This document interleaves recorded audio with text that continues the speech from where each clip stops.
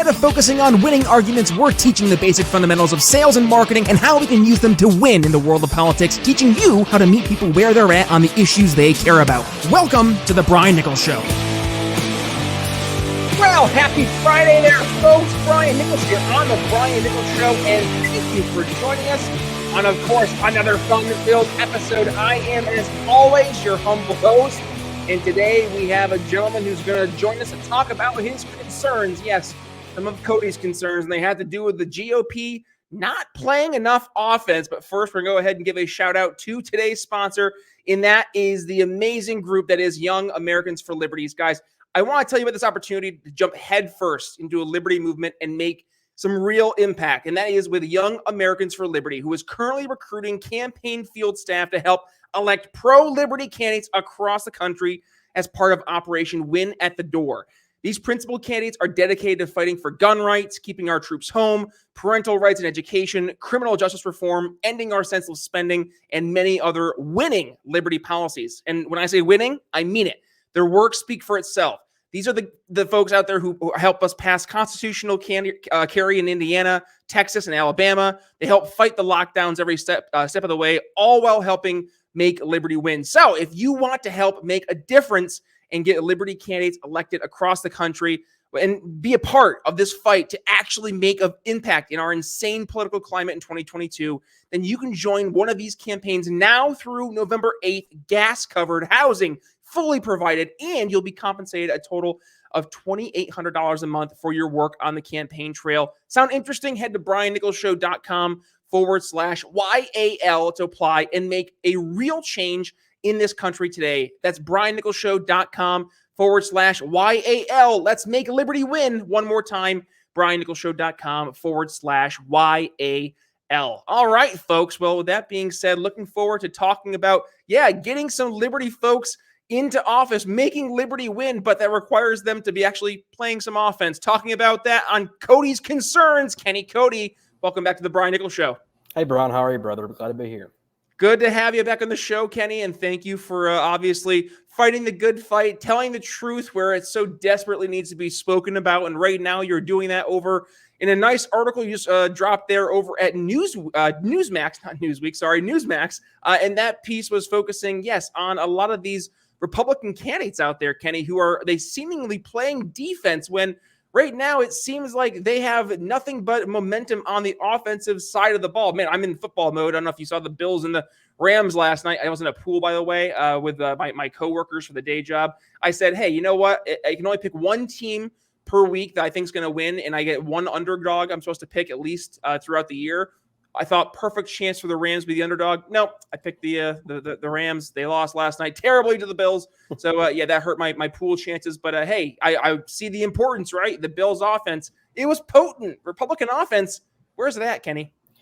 Unfortunately, for a lot of candidates, not there. I think it's a lot of part due to leadership. I think Mitch McConnell and Kevin McCarthy are kind of dropping the ball when it comes to funding, when it comes to messaging.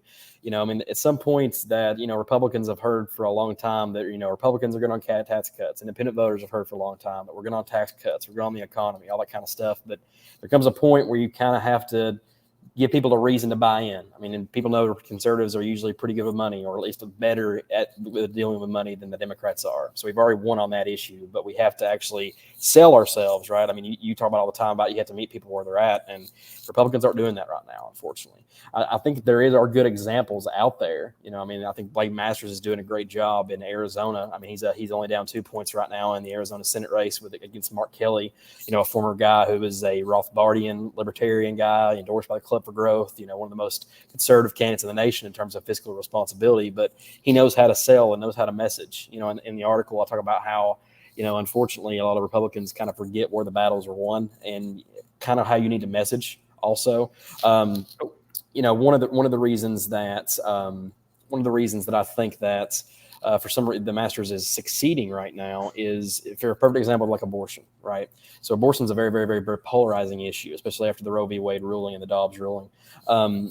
He kind of painted Kelly out to be the extremist, right? A lot of Democrats are, for some reason, painting Republicans to be the extremists, how they're anti-women and stuff like that, just because they want to give the power back to the states when it comes to the issue of abortion. But with somebody like Masters, he's saying, look, I'm just against late-term abortion. I am against, women being able to make that decision up till birth. That's barbaric. And Kelly is supportive of an abortion procedure and abortion law that is only second to a place like North Korea or to China. Like, that's the kind of abortion policy he supports. That's not sensible, and that's not even independent or bipartisan.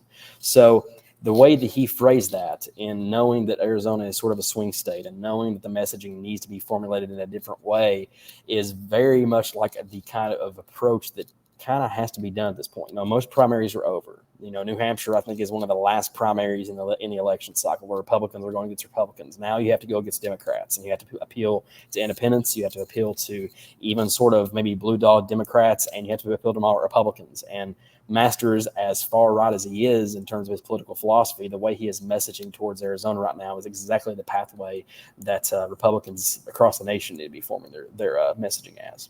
Yeah, well, we talked about this back on, I think it was Wednesday's episode. I had an older episode with our good friend Spike Cohen. We talked about the importance of meeting people where they're at on the issues they care about, right? And in the episode, I talked about, when you look at not just the importance of meeting people on the issues, particularly, but specifically the where they're at part, that means that you have to use the language that they're using, right? So let's give a real life example.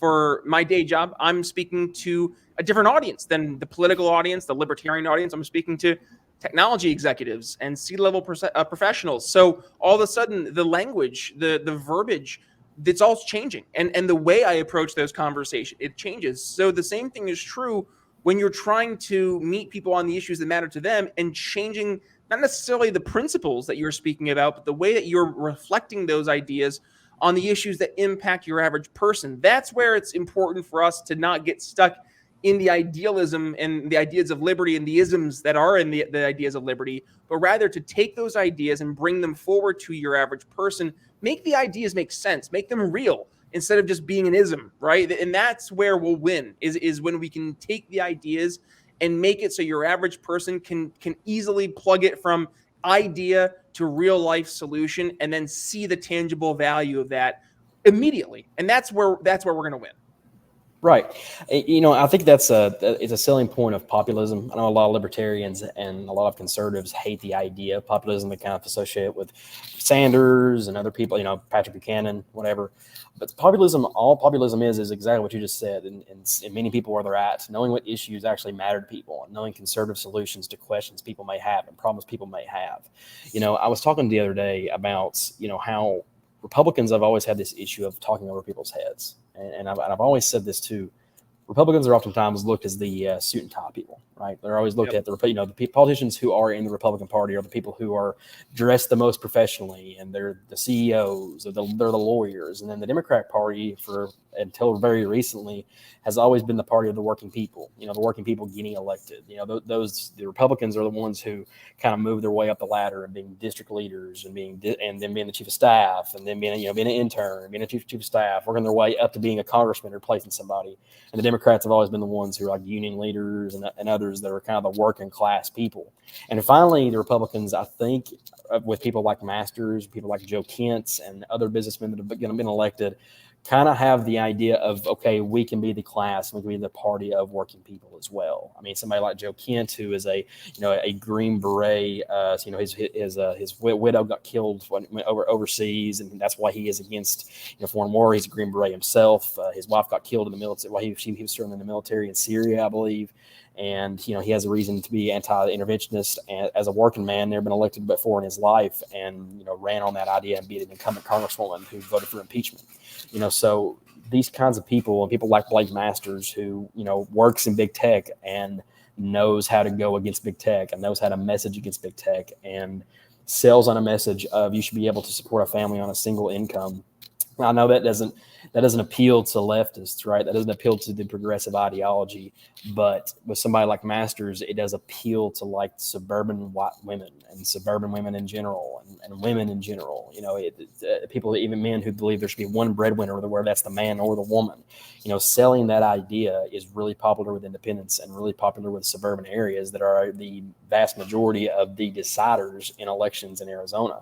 So knowing those battles and knowing how to message and knowing where you can win. I mean, like I've said on this podcast before, you have got to know the battles that you can win. And, Masters is not going to win on bipartisanship. More than likely, he just isn't. And he's trying to make Kelly out to be an extremist, right? Because Kelly's voted 100% line with Joe Biden ever since he's gotten office. So he's able to sell that like first time Kelly campaigned, he campaigned as a bipartisan. Campaigned as a moderate to replace a moderate or what most people would consider a moderate in John McCain. In the same way with Sinema, right? But Kelly's voted 100% in line with Joe Biden, and Blake Masters is like, look, I'm just trying not to be an extremist. I'm trying not to just alienate people and alienate half of the population.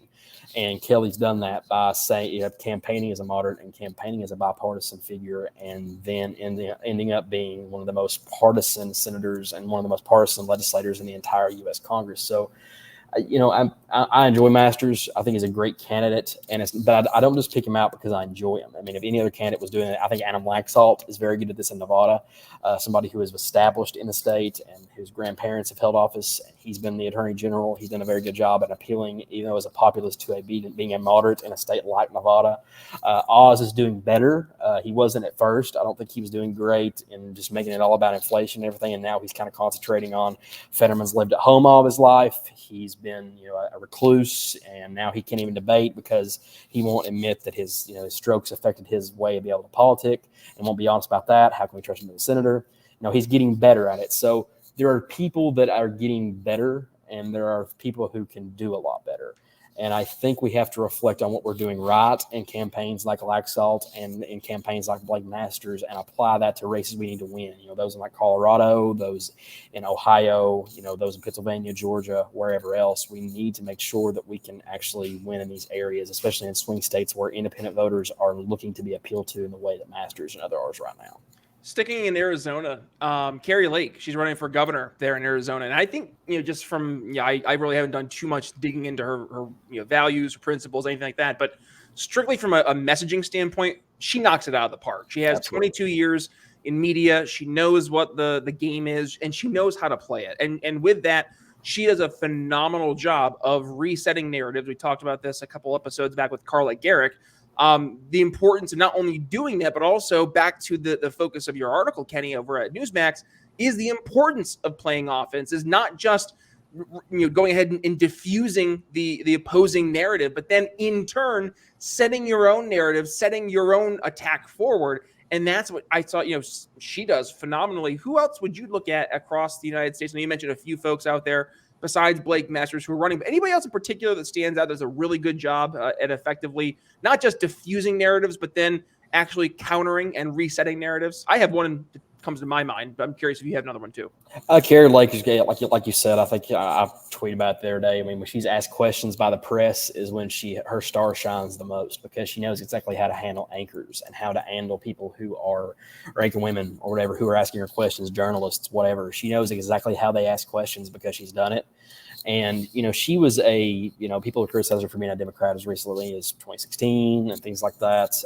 And problem about it is that doesn't work in an area like Arizona that is a swing state itself. I mean, she knows how to appeal to Democrats and appeal to Republicans.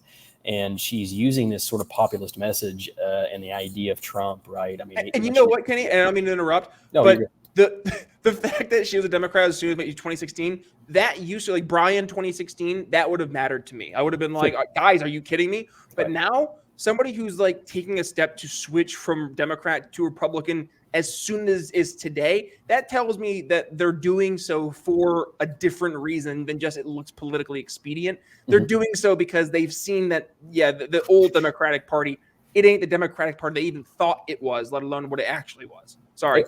Well, and I absolutely agree. I mean, that brings up a great point about the state of Tennessee, right? I mean, when you think Tennessee, you don't think, swing state, and you don't think Democrat. But just 12 years ago, we turned over the majority in the House from being Democrat to Republican, and we turned over a Democratic governor, Phil Bredesen, into Bill Haslam getting elected.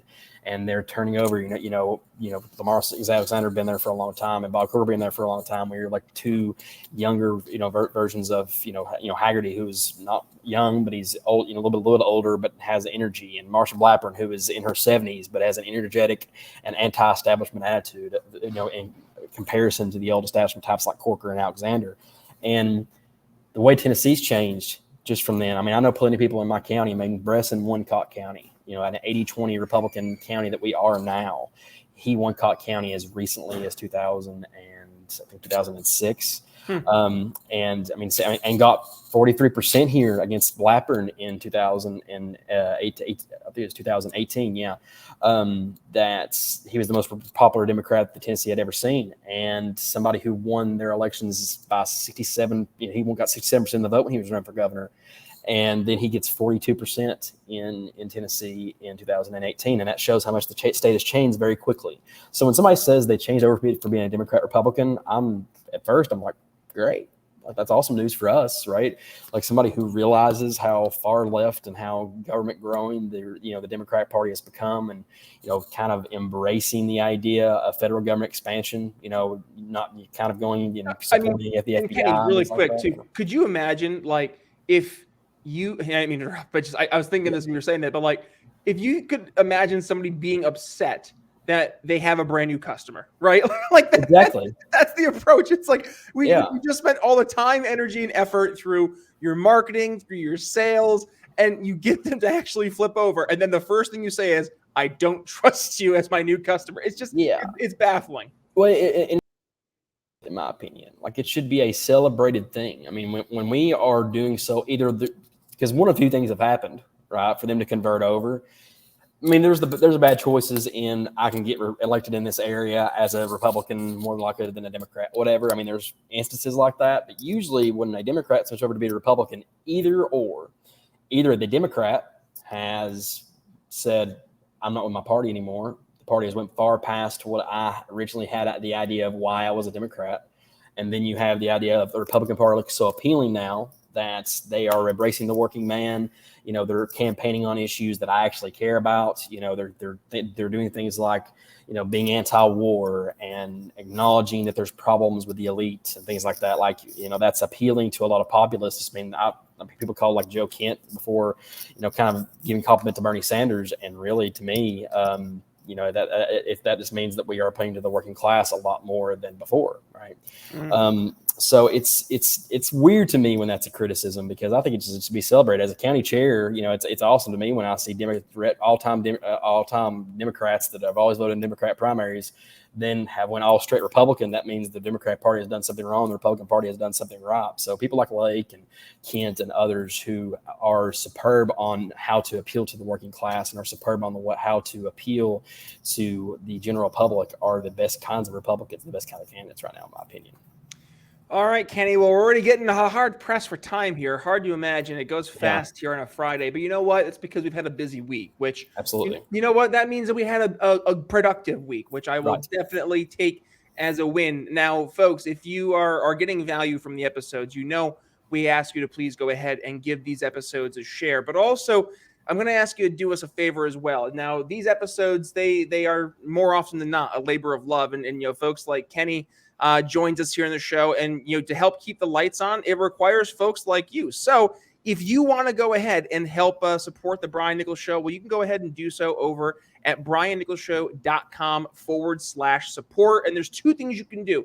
Number one, you can become a super fan. $5 a month, you get access to our Patreon, which is we have monthly one-on-ones with yours truly, where we'll do some Q&As as well. But also, if you want to go ahead and just support the show once, $5, $10, $100, I don't care, whatever it can be.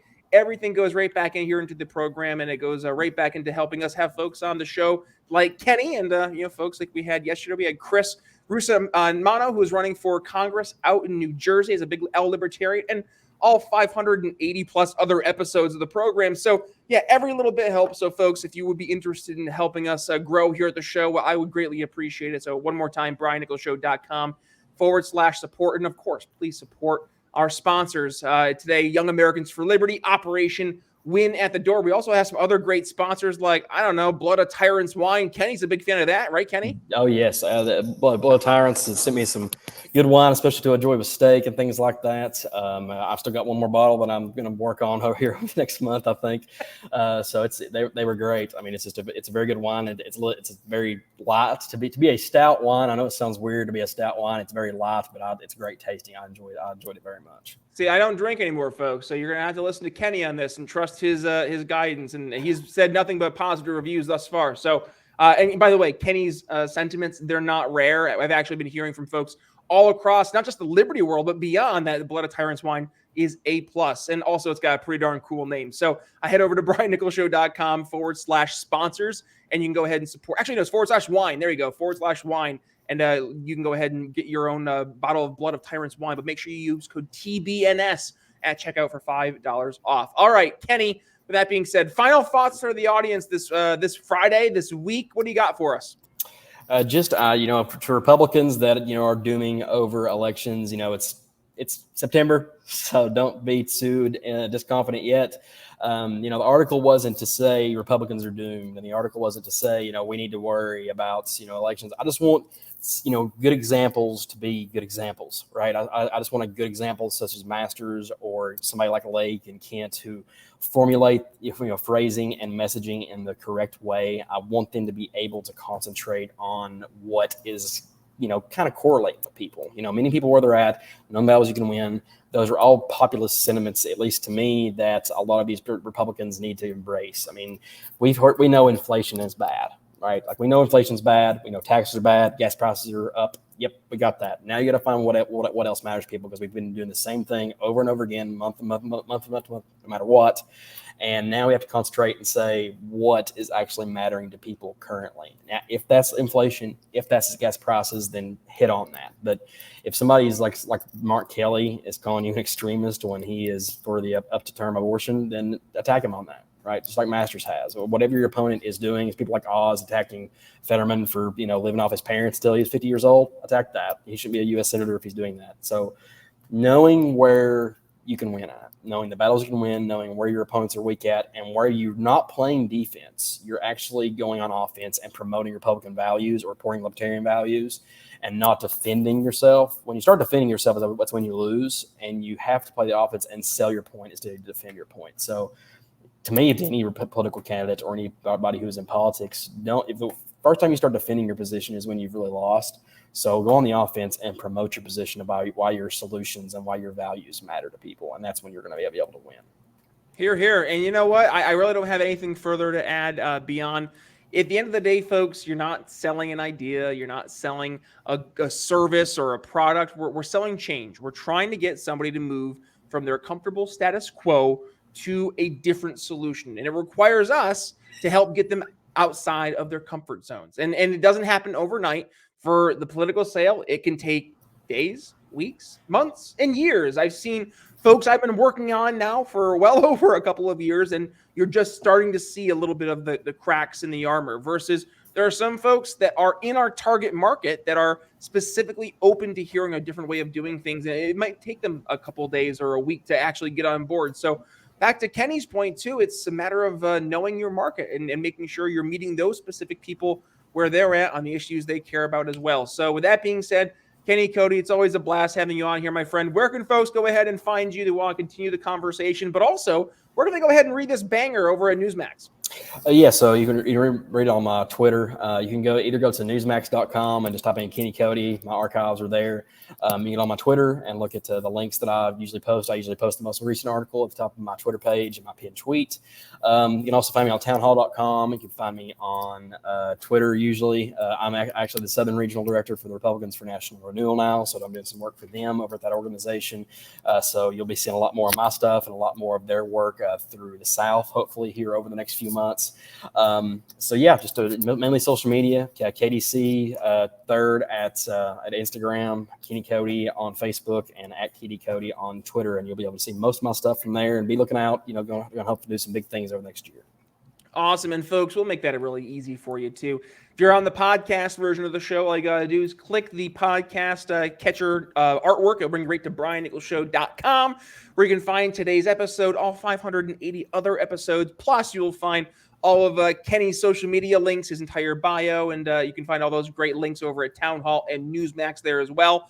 Plus, you can find the entire transcript of today's episode. And also, you'll see that we have the video version of the program. Head over to either YouTube or over on Odyssey. Either way, just make sure you go ahead and hit that subscribe button and little notification bell so you're not missing a single time we have an awesome episode like our conversation here with Kenny go live. And other than that, folks, by the way, I mentioned it earlier, but did you catch my conversation yesterday with Chris Rosamano where we talked about, enough is enough. It's time for us to end the wars. What was it? End the wars, end the Fed, and then end the Fed, and then civil rights. That was the main focus. I had to get my own episodes right. Either way, I'll make it easy for you. I'll include that right here below for you on YouTube. Just click there. I'll bring you right over. And then if you want to go ahead and check that out again over on the podcast version, go to briannicholsshow.com. You can check out all 580 plus episodes. All right. With that being said, thanks for joining us, folks. It's Brian Nichols signing off here for Kenny Cody. We'll see you next week. Thanks for listening to The Brian Nichols Show.